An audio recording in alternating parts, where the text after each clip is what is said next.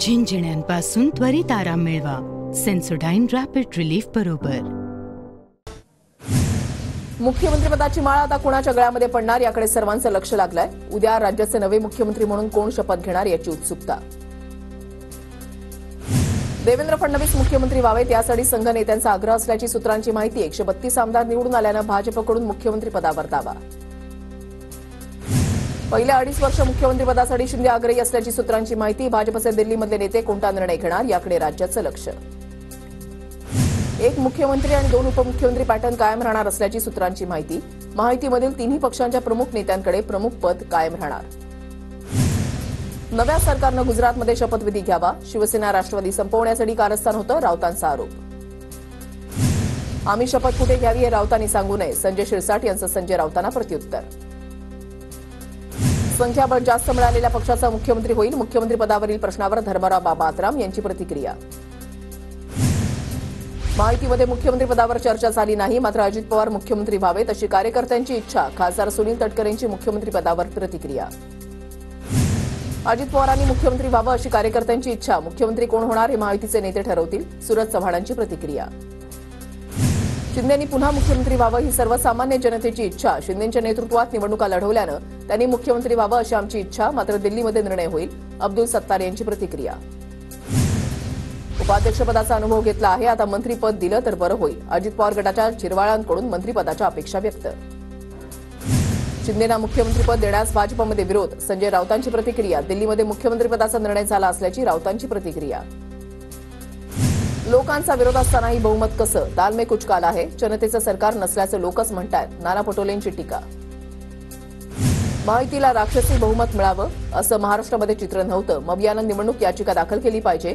मला संपर्क केलेल्या पराभूत उमेदवारांची याचिका दाखल करणार. कायदेतज्ञ असीम सरोदेंची प्रतिक्रिया.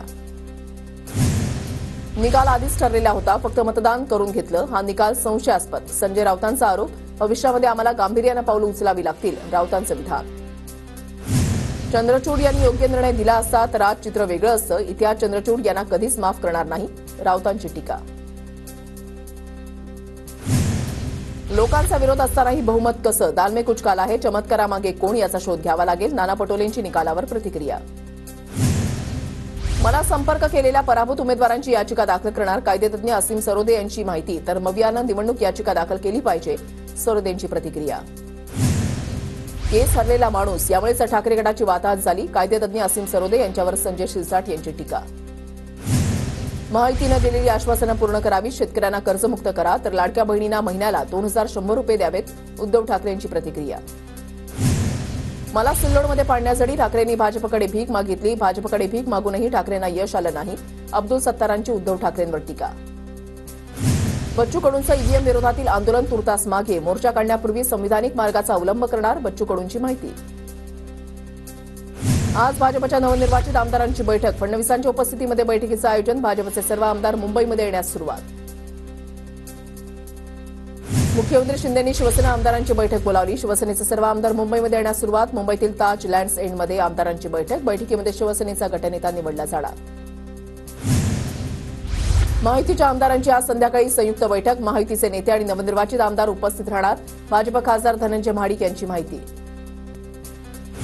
कालच्या निकालानंतर नाना पटोले दिल्लीला रवाना. नाना पटोले दिल्लीमध्ये हायकमांडची भेट घेणार. तर जनतेच्या मताचं सरकार नाही असं जनताच म्हणते. नानांकडून कालच्या निकालावर टीका. राज्य निवडणूक आयोगाचे अधिकारी आज राज्यपालांची भेट घेणार. निवडणूक आयोगाची प्रक्रिया पूर्ण झाल्याची माहिती राज्यपालांना आयोगाकडून कळवली जाणार. निवडणूक निकालानंतर फडणवीस अजितदादांना भेटण्यासाठी नेत्यांची गर्दी. बावनकुळेंसह भाजपचे आमदार सागर बंगल्यावर पोहोचले. मलिक, भुजबळ, तटकरे, चाकणकर अजित पवारांच्या भेटीला. निवडणूक निकालानंतर अजितदादांना भेटण्यासाठी देवगिरी बंगल्यावर नेते दाखल. मलिक, भुजबळ, तटकरे, चाकणकर अजित पवारांच्या भेटीला.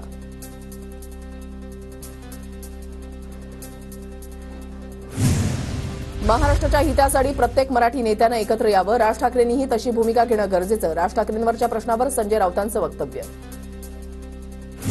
निकाल आश्चर्यकारक आहेत. असे निकाल अपेक्षित नव्हते. नक्कीच काहीतरी झालंय. यशोमती ठाकूरांकडून शंका व्यक्त.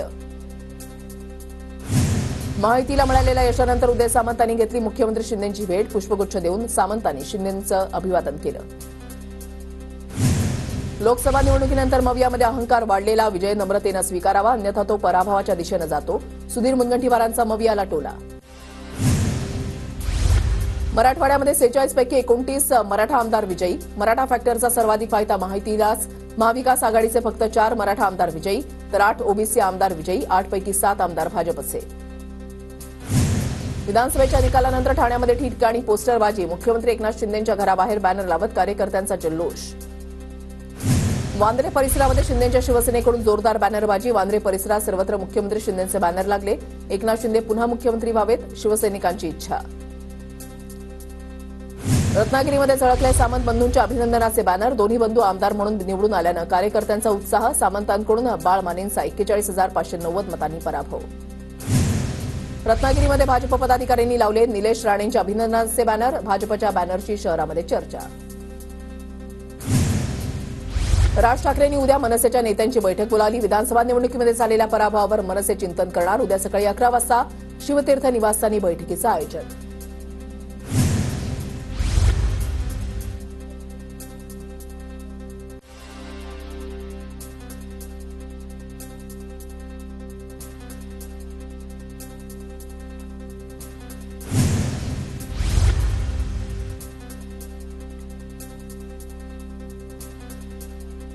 बाबांच्या 3 जोड्या आणि भाऊ बहिणींच्या 2 जोड्या विधानसभेत, नितेश आणि निलेश राणे, उदय आणि किरण सामंत, आदित्य ठाकरे आणि वरुण सरदेसाई तर दिलीप वळसे पाटील आणि भगिनी सईताई डहाके विजयी. महाराष्ट्रामध्ये 0.75% मतदारांनी नोटाचा पर्याय निवडला, निवडणूक आयोगाकडून आकडेवारी जाहीर.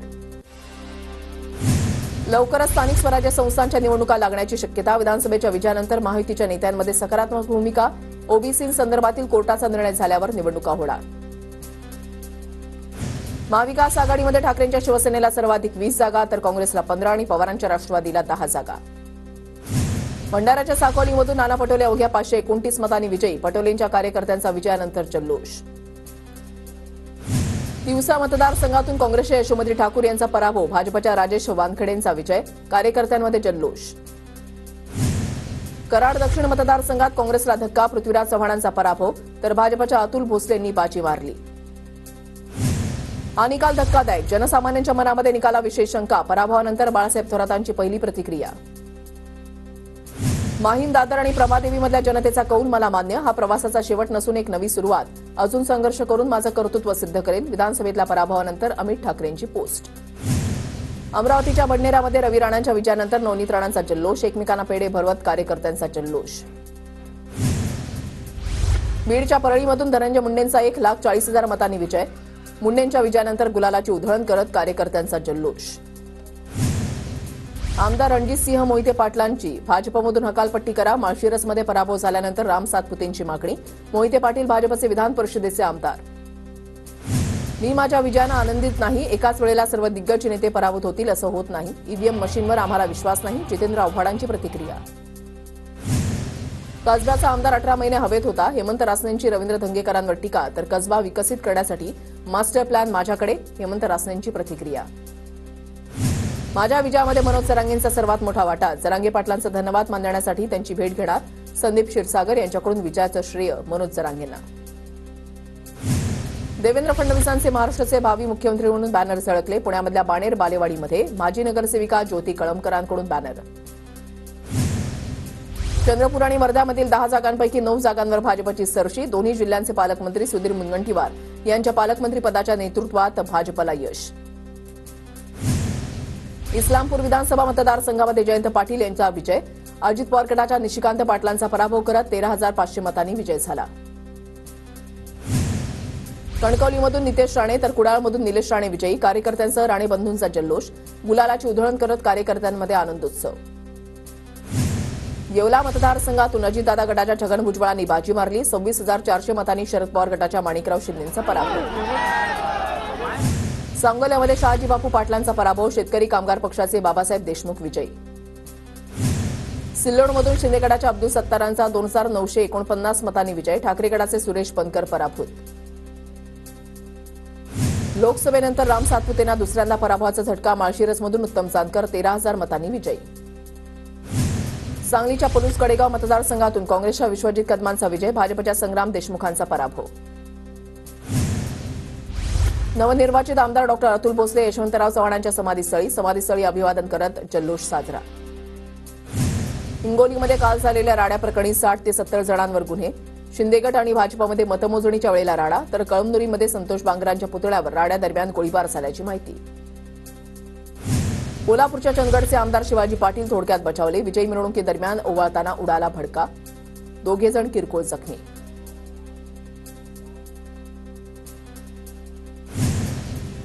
निवडणुकीच्या निकालानंतर ईव्हीएमच्या विरोधात पडसाद उमटण्यास सुरुवात. मनसेचे नेते दिलीप धोत्रे ईव्हीएमच्या विरोधात हायकोर्टात दाद मागणार. व्हीव्हीपॅटची स्लिपची फेरमोजणी करण्याची धोत्रेंची मागणी. बीड विधानसभा निवडणुकीमध्ये 3720 मतदारांची नोटाला पसंती. जिल्ह्यामध्ये 15,34,436 मतदारांनी हक्क बजावला. जालना जिल्ह्यामध्ये शस्त्रबंदी आणि जमावबंदीचे आदेश जारी. अप्पर जिल्हाधिकाऱ्यांचा निर्णय. 23 नोव्हेंबरपासून 6 डिसेंबरपर्यंत आदेश लागू. 14 राज्यांमधील 48 विधानसभा जागांसाठी झालेल्या पोटनिवडणुकीमध्ये सर्वाधिक 20 जागा जिंकत भाजपनं आघाडी मिळवली. उत्तर प्रदेश आणि राजस्थानमध्ये भाजपची ताकद वाढली.